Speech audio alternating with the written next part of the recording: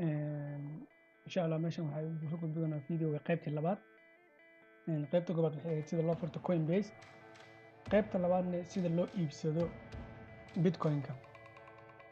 Bitcoin hadaabta wuxuu yahay inaad ogaato asoo af Soomaaliyane YouTube markaa kasoo waxa ku qortaa Bitcoin Soomaaliya waxaa sharaxaya wadaadkan. Marka insha Allah saas u fahmi doontiin Bitcoin. sida hore ugu sheegay waxaan deganaa Norway. marka rabta Bitcoin wuxuu yahay inaad ogaatid wadanka Norway ama wuxuu qabto waxaa geli kartaa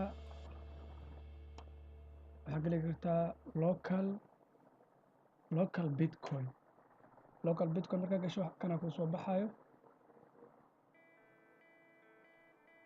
Norway magaalada degantaa ku qoraysaa marka magaalada aad degan tahay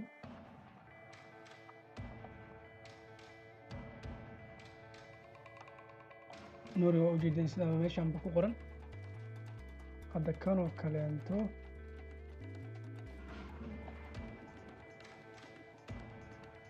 meeshaan waxaa waaye sidaa ku bixi kartid mobile pay hadaa rabto yani iibsi karta PayPal hadaa haysatid Fides hadaa haysatid waxaasoo dhan.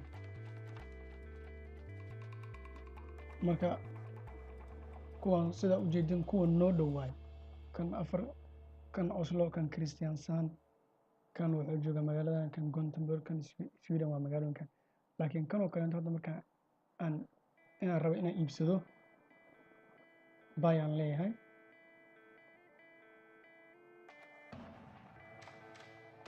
qiimaha rabo inaan iibsadaan ku qoraa 200 300 400 qofka waxaa ku soo baxay macluumaadkiisa marka ku soo baxaan sidaas ku iibsay Bitcoin. tan waa Norway gudihiin marka rabta international ka iibsatabo inaad ka iibsatid sida hore ugu sheegay Coinbase markaa samaysato Coinbase markaa lacag ku shubatid ama waxa ku iibsan kartaa credit ahaan. hadda marka waxaan tusaa sida Bitcoin-ka loo iibsado. hadda waxaan leenahay buy hadda akoonkeyga waa magacayga waa arkaysiin buy Bitcoin aan leenahay. Bitcoin marka aniga meeshan waxa ku safgaraysan kaarkeyga ku safgaraysan. marka waxaan rabaa inaan iibsado kaleento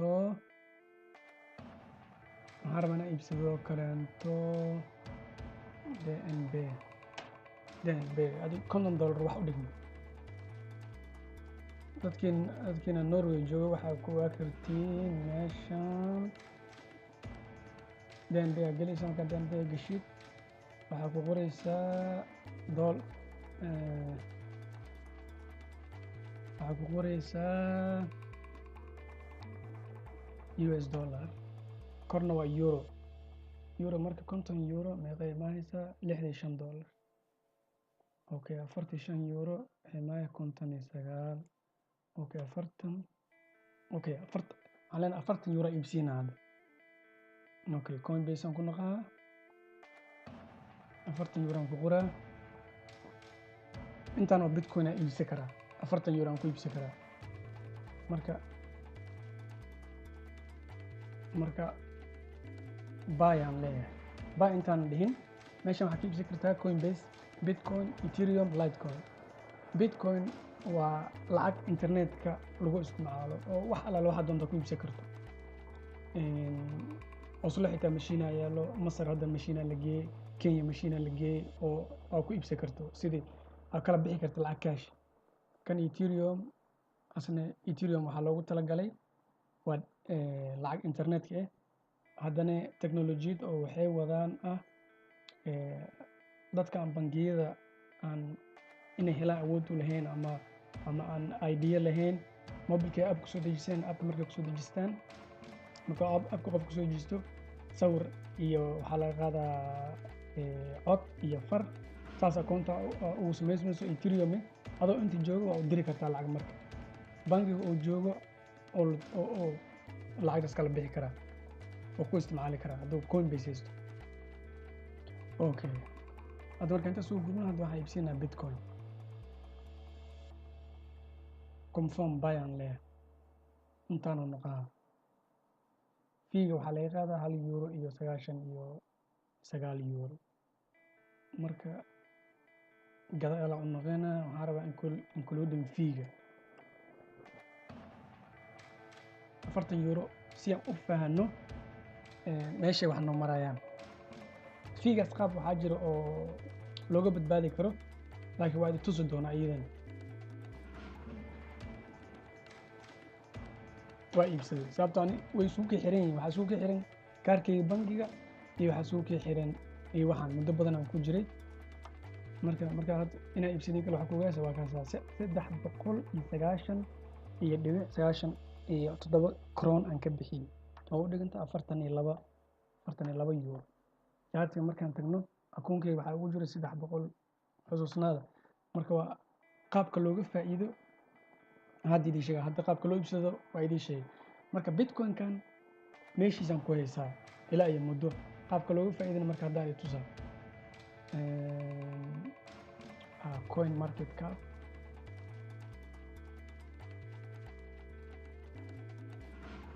coin market cap markaan tagno bitcoin waa kana.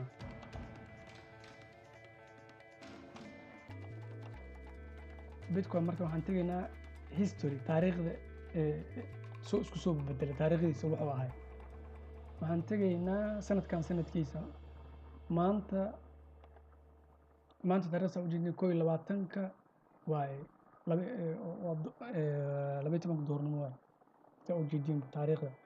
marka waxaan tegaynaa taariikhdeeda 12 bilood saa ujeedin. 12 bilood markaan taabano waxaan tegaynaa bishii sagaalaad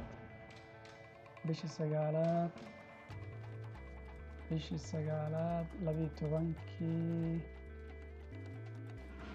September waa kana 21 September. qiimihiisa markii wuxuu ahay $603 1 year gudaheed. si aan u ogaano marka percentage-ka ku kordhay meeshaan ku qoraynaa qiimihii oo marka hore ahay meeshaan ku qoraynaa.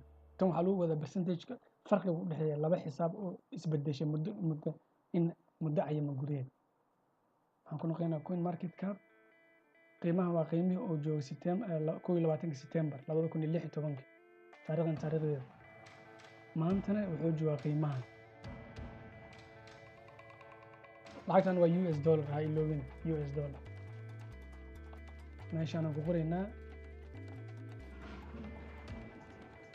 maanan soo koobiyeynin. koobiyaan leeyahay, baagaan leeyahay.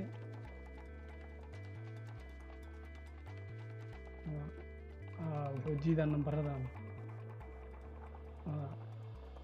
nambaradaas badan markaa yeelay decimalka waa kaasaa. okay maanta taariikhdeeda sanadka hore 2016 wuxuu joogay 630. maantana 3871. percentage-ka u dhexeeyo farqiga u dhexeeyo waa arki kartiin waa 146.046%. different lacagta u dhexeysana waa $3268. maalintaas haddaa bitcoin iibsan lahayd maanta waxaa haysa intaanoo faa'iide. maxaan ka wadaa bitcoin-ka hadda haddii meeshaan igu jiro hadduu faa'iidii dhalo waa si loogan waa tusi doonaa. laakiin hadda waa idinku dul maraa. buy and sell aad taabaysaa. sell intaa rabta inaad iska gado max yaan leeyahay. inta bitcoin aan rabo 39 ay noqotay haddii laga jaro commissionka. sababtoo ah hadda waxba ma ka faa'iido isla haddaan iibsada. markaan muddo ka faa'iido anaa ay tusaa.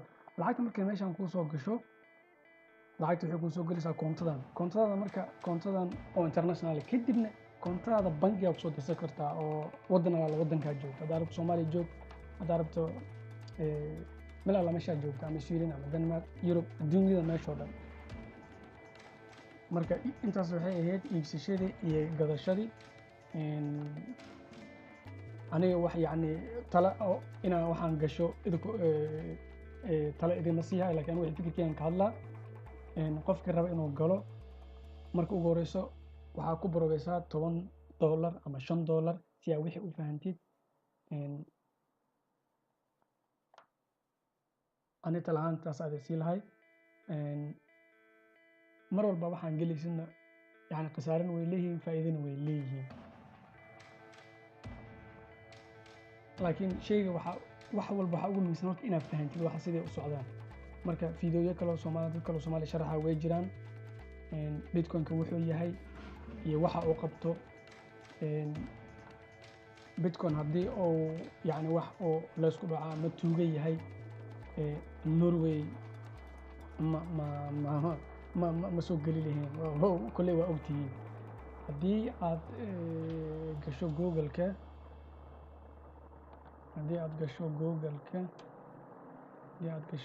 waxaa arki kartaa